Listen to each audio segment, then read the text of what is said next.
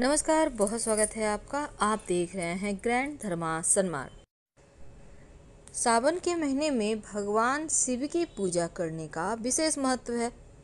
भगवान शिव को बिल्वपत्र सबसे ज़्यादा प्रिय है, क्योंकि बिल्वपत्र अर्पित करने से भगवान शिव की कृपा मिलती है।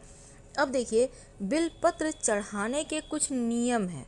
उन नियमों का अगर आप ध्यान नहीं देते तो बिल्वपत्र चढ़ाने का फल आपको नहीं मिलता।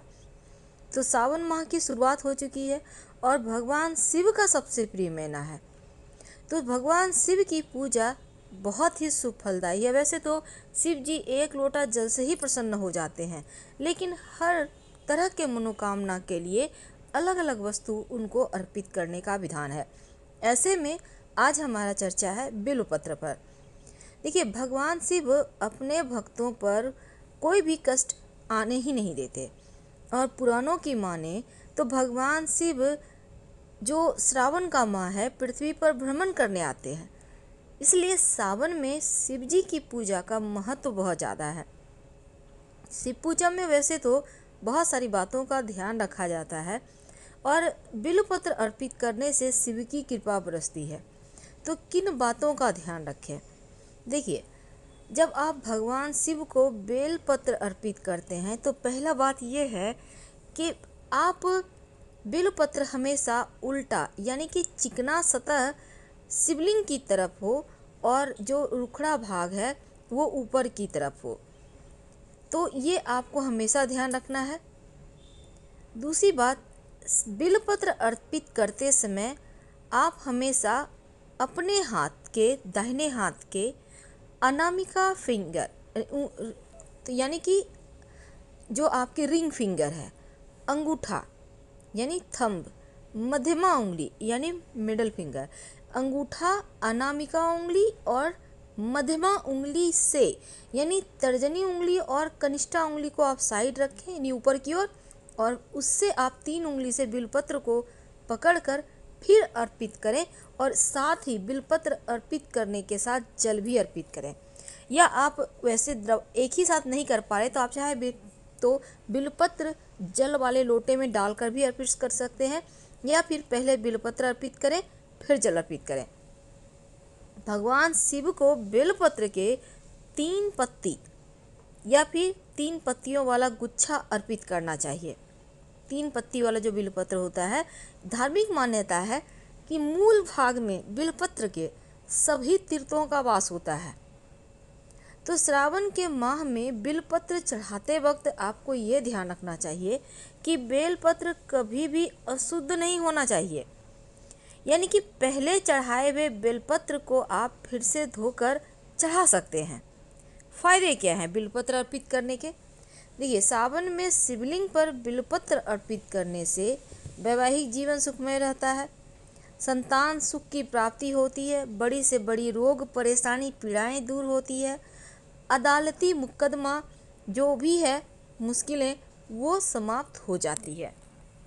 सिर्फ बिल्वपत्र कभी भी अर्पित ना करें, बल्कि जल के साथ अर्पित करें। तो शिव जी की जो पूजा में बिल्वपत्र अर्पित होता है, इसके पीछे एक पौराणिक कथा है। समुद्र मंथन के समय कई चीज़ों के साथ विष भी निकला और ये विष चारों ओर फैलने लगा। पूरी सृष्टि को बचाने के लिए भगवान शिव ने इस विष को अपने कंठ में धारण कर लिया, इसलिए महादेव को नीलकंठ भी कहा जाता है। तो विष के प्रभाव से भगवान शिव के शरीर में ताप बढ़ने लगा, जिसकी वजह से आसपास का वातावरण जलने लगा। तो उस समय के एक वैद्य की सलाह से देवी देवताओं ने भगवान शिव को बिल्वपत्र खिलाया और जल से स्नान करवाया। इसके बाद भगवान शिव के शरीर में उत्पन्न गर्मी शांत होने लगी।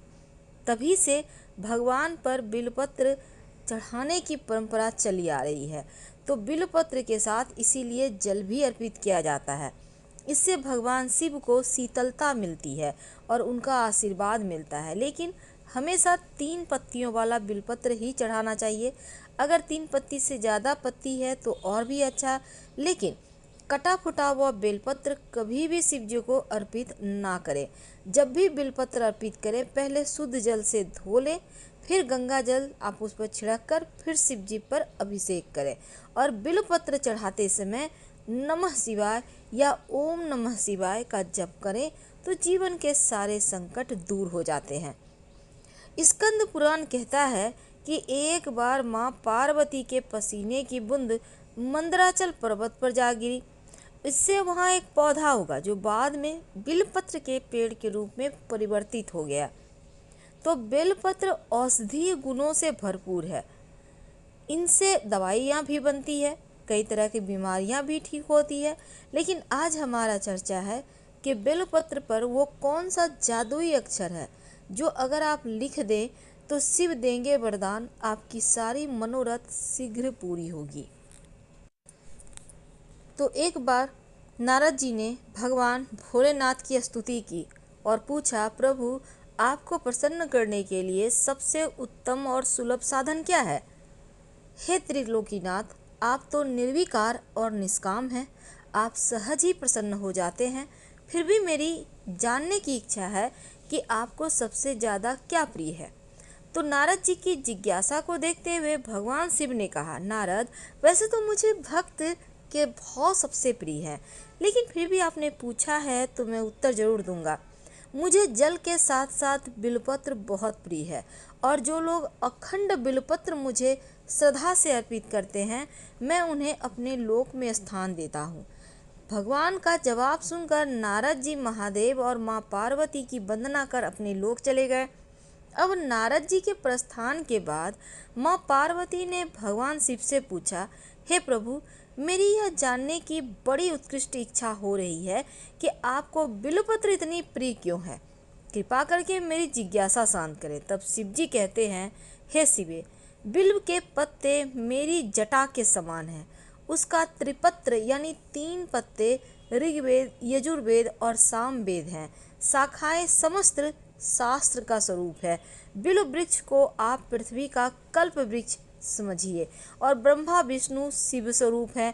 हे पार्वती, स्वयं महालक्ष्मी ने शैल पर्वत पर बिल्व वृक्ष के रूप में जन्म लिया था और इस कारण भी बेल का वृक्ष मेरे लिए अति प्रिय है।